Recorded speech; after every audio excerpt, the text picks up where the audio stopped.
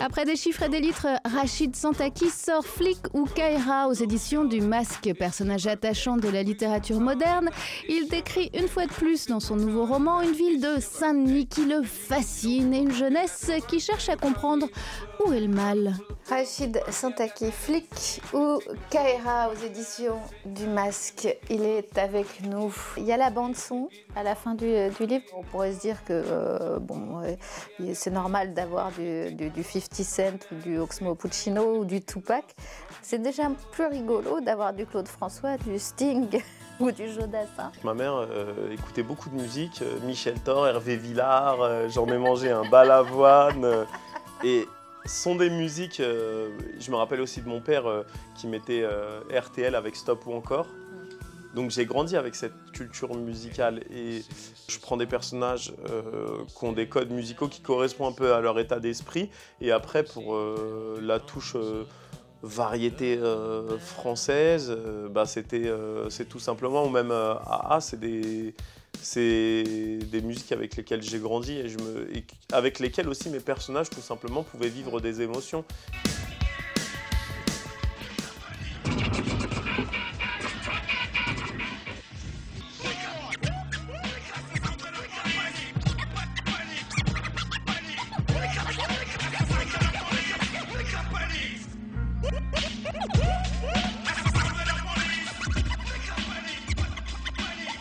C'est quasiment un personnage dans le livre. C'est le personnage principal parce que dans tous mes romans, dans les deux précédents, c'est Saint-Denis. Saint-Denis est toujours là. Après, ce qui change, ce sont les personnages principaux. On a des jeunes.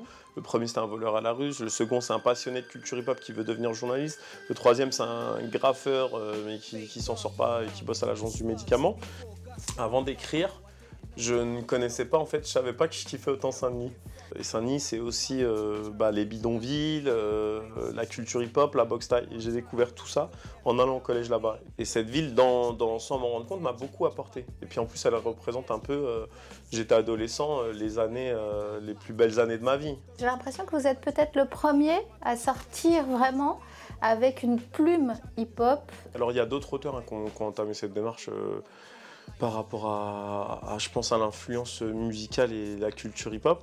Après, peut-être que s'il faut parler de premier, pour faire mon premier de la classe, il y a le côté affichage en fait. Pour moi, la terminaison avec le rapport avec la culture hip-hop, c'était d'aller afficher le roman dans la rue, avec des 80-120, comme pour un groupe de rock ou de rap. Aller les afficher, c'est aussi montrer que la ville, en fait, je l'utilise tout comme dans les autres moyens d'expression de la culture hip-hop et même voire plus large, comme un support tout simplement. Ça se passe en plein sarkozysme, période ministère de l'Intérieur. Complètement. On est période Karcher. Et là, d'un seul coup, on a le point de vue des gens là-bas. À l'époque, j'avais un magazine, j'avais gagné un prêt avec la Chambre de commerce, je ne comprenais pas ce qui se passait. J'ai dû faire un travail d'aller voir les adolescents de l'époque pour savoir si à Saint-Denis ça avait pété comme à Clichy-sous-Bois ou à Aulnay. Et finalement, le discours de ces jeunes, c'était de me dire « Ouais, ça a pété de ouf et tout ».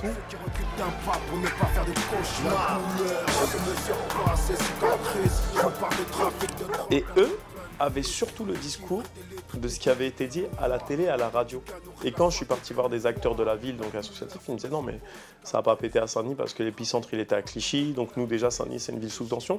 Il a fallu voir d'autres personnes, avoir d'autres points de vue et aussi regarder en fait comment c'est monté. Donc finalement oui, on avait un ministre de l'Intérieur qui était Nicolas Sarkozy, qui lui a commencé une campagne de provocation et attiser la haine et qui a permis justement d'en arriver à cette situation. Il y a un moment une énumération de tous les ados martyrs. C'est important d'avoir le support, le roman. On peut faire une fiction, mais l'intérêt, au-delà de l'écriture, de se faire plaisir, d'avoir des lecteurs, il y a aussi peut-être à un moment souligner des faits importants. Et pour moi, effectivement, d'introduire ce journaliste qui demande une fresque à Mehdi, et là, j'énumère les nombreuses victimes de la police, c'est quelque chose qu'il ne faut pas oublier. Et je pense à La haine aussi, qui est un film pour moi, qui est un film culte. Bah, c'est quand même le sujet, c'est ça aussi.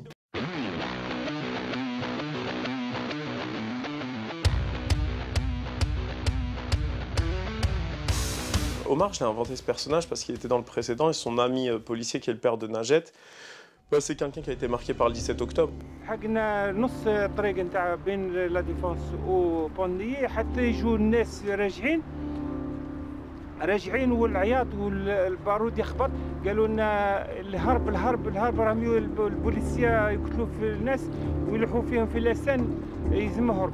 Quand j'ai découvert ça, j'étais franchement, c'est impressionnant. Et ça va aussi dans cette continuité de victimes face à la police. Voilà. Et pourtant, j'ai des amis dans la police. Je connais un commandant de police qui m'a permis de me documenter. Où là aussi, et même via les réseaux sociaux, il y a aussi des victimes dans la police. Donc c'est étrange quand même de voir des policiers qui se suicident. De l'autre côté, des victimes de la police. On va faire des films avec vous à un moment donné, non? Les Anges Sabian Kaira est en cours là on est en cours d'écriture, je suis co-auteur avec Pierre Lacan. Donc mon but était de devenir scénariste, donc on verra bien. Rachid Santaki, on pourrait parler pendant à peu près 2h30. 2h30? Mais il faut s'arrêter. Merci beaucoup. Merci à vous Mélanie. Big up, Rachid Santaki,